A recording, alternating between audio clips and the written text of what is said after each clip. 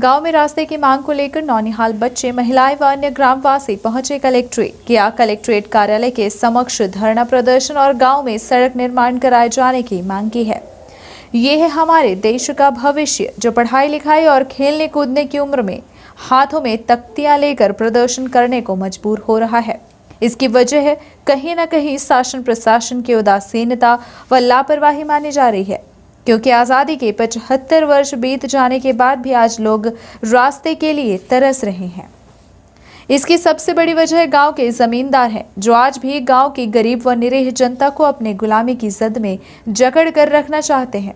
गांव के बड़े जमींदारों की सोच यह है कि अगर इन्हें सड़क से जोड़ दिया गया तो इनका दबाव कम हो जाएगा और फिर हम इन्हें अपने जूते की नोक पर नहीं घुमा पाएंगे। यही गलत सोच की वजह से आज तक गांव को मुख्य सड़क मार्ग से नहीं जोड़ने दिया जा रहा है, जबकि इस भीषण समस्या से गांव के तकरीबन 300 से अधिक की आबादी प्रभावित हो रही है और इस बरसात के मौसम में इन्हें पैदल तक निकलने के लिए रास्ता नहीं मिल रहा है। आप सुनिए गांव के लोगों की पीड़ा। ग्रामवासियों के मुताबिक गांव के बड़े जमींदारों द्वारा चारों तरफ से गांव में तारबाड़ी लगाकर इनका रास्ता अवरुद्ध कर दिया गया है, जिसकी वजह से ना तो बच्चे स्कूल जा पा रहे हैं, ना ही मरीज अस्पताल। सब घर में मरने को मजबूर हैं।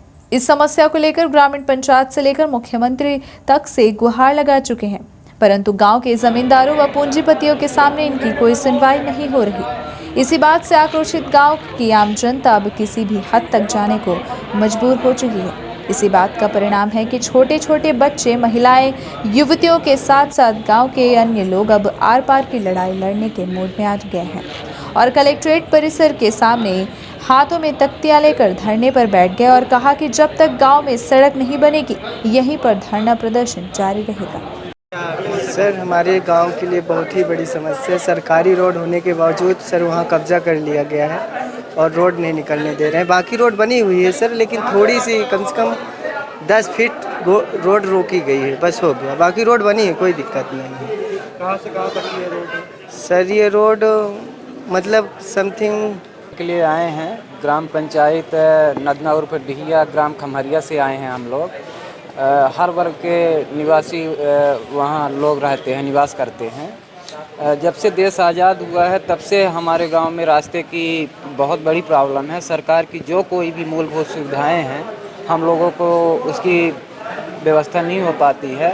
रास्ते की वजह से उसकी पूर्ति नहीं हो पाती है, हम लोगों को नहीं मिल पाती है व्यवस्था, जिससे हम लोगों को बहुत सारी कठिनाइयाँ होती है। जैसे मान लीजिए कि कोई दुर्घटना हो गई, कुछ हो गया, जननी एक्सप्रेस हो गई, 108 हो गया, हम लोगों को उसकी सुविधा रास्ते की वजह से नहीं मिल पाती है।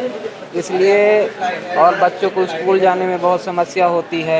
बच्चे पढ़ नहीं पा रहे हैं, उनका भविष्य बर्बाद हो रहा है। किसी को अगर स्वास्थ्य गड़बड़ हो गया तो उसको मुख्य मार्ग तक खटिया और खटोले में लेकर जाना पड़ता है। तो बहुत सारी ऐसी सुविधाएं हैं जो हम लोगों को नहीं मिल पा रही हैं सरकार द्वारा। घर मामा जी से, कलेक्टर साहब। क्या मुलाकात हुई अभी तक? अभी हम लोग 1-1.5 घंटे बैठे हैं, कंटिन्यू कोई मुलाकात नहीं हुई। किस तरीके की? जहाँ तक तो है तो ठीक है, दूसरे की है तो वहाँ पे पैक किए हम, बारी लगाए चारों तरफ से। हम लोग कहाँ जाए? हम लोग किसी कदर तो आ जाते, छोटे छोटे बच्चे हैं, बूढ़े हैं, बुजुर्ग हैं, उनको आने जाने में दिक्कत होती है।